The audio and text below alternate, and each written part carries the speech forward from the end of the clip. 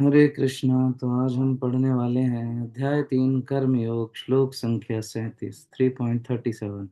श्री भगवानुवाच कामेश क्रोधेश रजोगुण समुद्भव महाशनो महापाप्मा विद्येन वैरिणम्।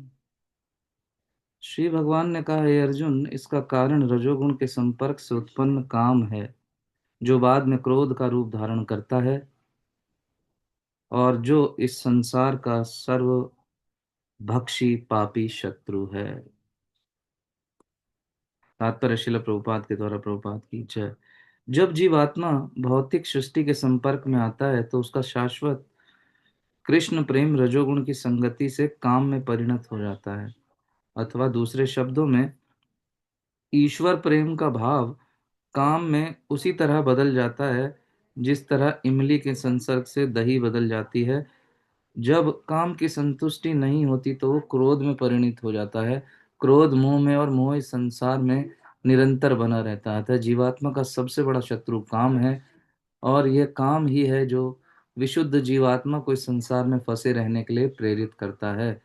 क्रोध तमोगुण का प्राकट्य है। ये गुण अपने आप को क्रोध तथा अन्य रूपों में प्रकट करते हैं। अतः य- यदि रहने तथा कार्य करने की विधियों द्वारा रजोगुण तथा तमोगुण में न गिरने देकर सतोगुण तक ऊपर उठा जाए तो मनुष्य को क्रोध में पतित होने से आध्यात्मिक आसक्ति के द्वारा बचाया जा सकता है। तो आगे भी तात्पर्य आप लोग स्वयं पढ़ लीजिएगा, क्योंकि ऑलरेडी काफी देर हो गई। I also need some time to explain this shloka. तो चलते हैं, चर्चा करते हैं कि भगवान इस श्लोक में क्या कहना चाह रहे हैं। तो कल के श्लोक में हमने देखा था, जो 36वां श्लोक था, उसमें भगवान बता रहे थे कि पाप करने की इच्छा नहीं होती जीव की कभी कभी, लेकिन फिर भी वो पाप कर बैठता है। उसे लगता है कि शायद कोई बलपूर्वक उससे ऐसा करवा रहा है। अनिच्छम अपि वाष्णेय, बात कह रहे थे ना भगवान की, इच्छा नहीं है फिर भी हो रहा है। वहीं आज का जो श्लोक है वो क्या कह रहा है? आज भगवान उत्तर दे रहे हैं। कल का श्लोक क्या था? अर्जुन उवाचा, अर्जुन ने पूछा था। और आज का श्लोक है श्री भगवान उवाचा, आज भगवान उत्तर दे रहे हैं। तो भगवान कल के ही प्रश्न का उत्तर दे रहे हैं यहाँ पे। कामेशा क्रोधेशा रजोगुण समुद्भवा। भगवान बता रहे हैं कि आत्मा शुद्ध है। आत्मा की जो मूल स्थिति है वो शुद्ध है, क्योंकि आत्मा भगवान का अंश है। परंतु इस भौतिक संसार के संपर्क में आने के कारण क्या है, इस भौतिक संसार में क्या कार्य करता है? 3 गुण। तो 3 गुणों के संपर्क में जब जीव आता है तो वो दूषित हो जाता है। जब वो सतोगुण के प्रभाव में रहता है, 3 गुण कौन कौन से हैं? सतोगुण, रजोगुण और तमोगुण। तो जब जीव सतोगुण के प्रभाव में रहता है इस भौतिक जगत में, तो वो सात्विक प्रवृत्ति वाला होता है सामान्यतः।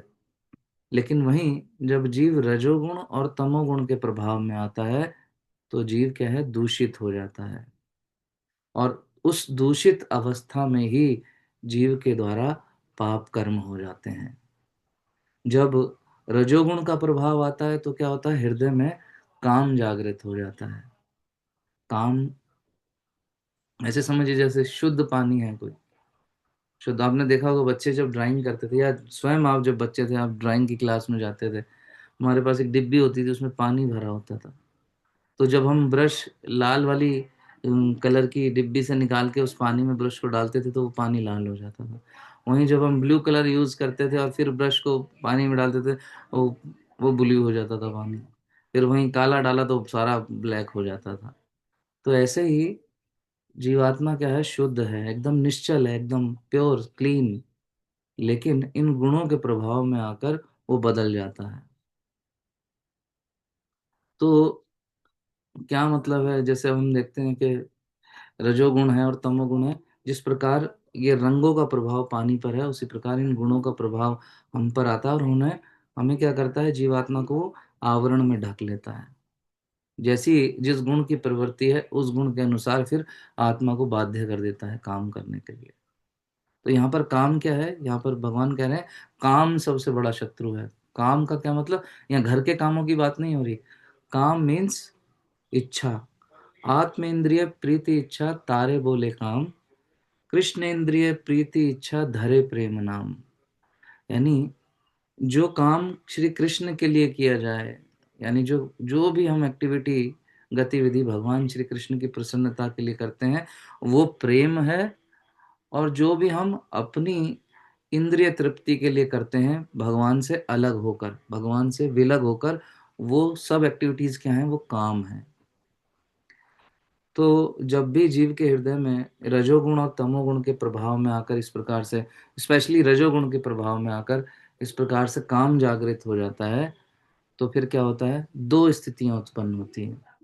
काम जागृत होने पर दो स्थितियां उत्पन्न होती हैं, प्रभुपाद जी बताते हैं। पहली स्थिति क्या है? पहली है कि हो सकता है आपके हृदय में जो इच्छा आई है वो पूरी हो जाए। जो भी आप सोच रहे हैं, ये कार मिल जाए, ये घर मिल जाए, विदेश यात्रा करने जाऊं, या जो भी उटपटांग खाऊं पीऊं, वो सब हो रहा है जो आप चाह रहे हैं।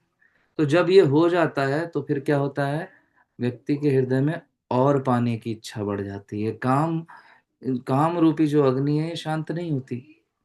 ये जितना मिलता जाएगा जो चाह रहे हैं, उसकी इच्छा और अधिक बढ़ती जाती है, और चाहिए और चाहिए और चाहिए और चाहिए, ये सब जो है इस तरह से लगा रहेगा। और दूसरी स्थिति क्या है, हो सकता है कि आपकी वो इच्छा पूर्ति न हो। तो जब वो इच्छा पूर्ति नहीं होती, तो फिर व्यक्ति क्या है, जीव को क्रोध आता है, क्रोध की स्थिति जागृत हो जाती है। और ये क्रोध क्या है, तमोगुण है। तो आप समझे तीनों गुण का प्रभाव क्या हुआ। जीव इस भौतिक जगत में आया, सतोगुण के प्रभाव में है तो सतोगुणी प्रवृत्ति। लेकिन जब रजोगुण के प्रभाव में आता है तो काम जागृत होता है। काम जागृत होने पर पहली स्थिति है कि काम की पूर्ति हो जाए। तो काम की पूर्ति होने पर और इच्छाएं जागृत हो, काम बढ़ता जाता है, कम नहीं होता। और यदि काम न पूरा हो तो क्रोध की स्थिति जाग उत्पन्न होती है। और ये क्रोध की स्थिति क्या है, यही तमोगुण है। जब रजोगुण के प्रभाव से उत्पन्न काम की पूर्ति न हो और क्रोध जागृत हो, ये तमोगुण का प्रभाव है। और ये जीव को और भी नीचे गिरा देता है।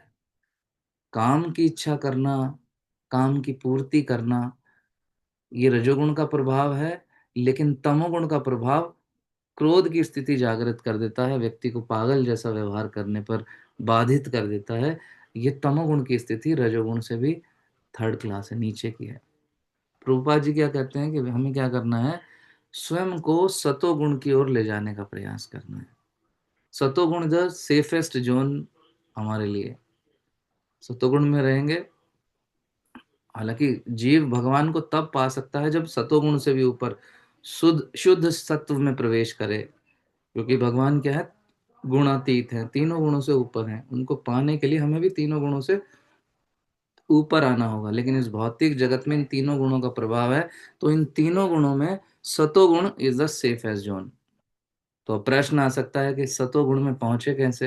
ये तो कह दिया कि ठीक है, सतोगुण सबसे सेफ है, तो जाएं कैसे इसमें।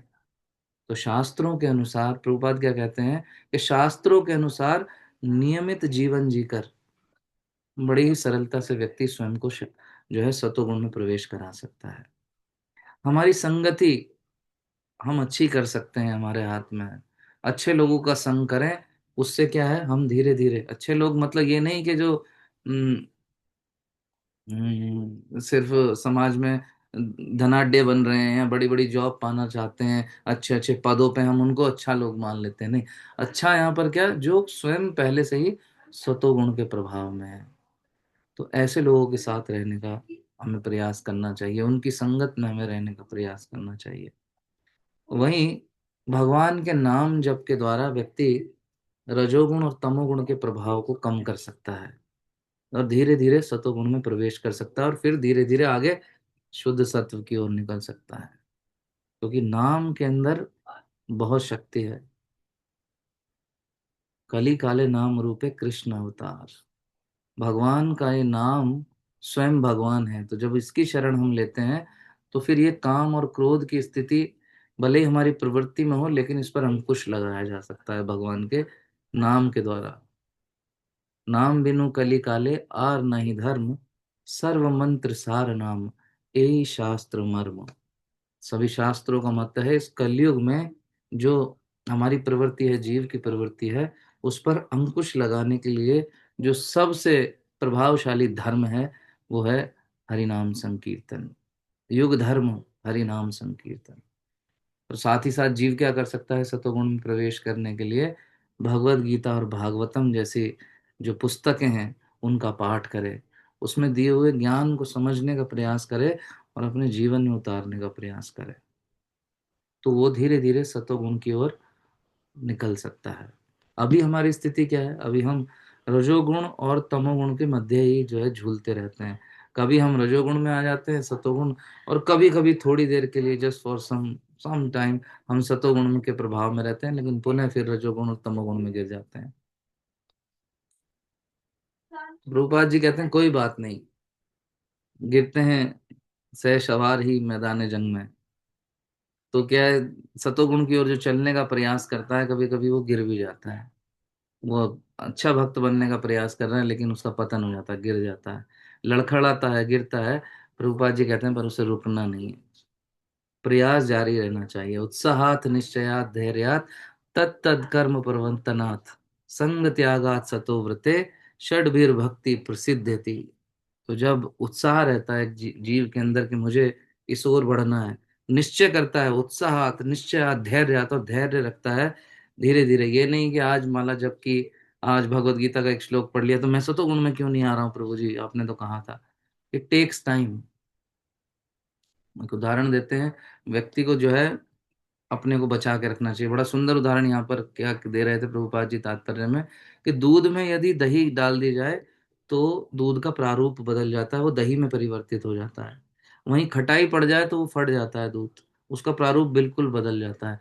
ऐसी आत्मा क्या है, शुद्ध सत्व है, एकदम शुद्ध है, लेकिन रजोगुण और तमोगुण के प्रभाव में क्या है, उसकी पापमयी प्रवृत्ति हो जाती है, क्रोध से भर जाता है वो, और फिर उसके द्वारा पाप हो जाता है। तो अर्जुन ने प्रश्न किया था कि वो पाप क्यों कर बैठता है। भगवान ने उसके अर्जुन के प्रश्न के उत्तर में ये आज ये पहला श्लोक बताया, पहला उत्तर दिया, और अगले 6 और अन्य श्लोकों में भगवान अर्जुन के इस प्रश्न का उत्तर देने वाले हैं। तो आगे क्या भगवान बताएंगे, इसको जानने के लिए हम कल पुनः 9 बजे गीता पाठशाला में मिलेंगे। तब तक के लिए हरे कृष्णा। भगवद गीता यथारूप की जय। श्रील प्रभुपाद की जय।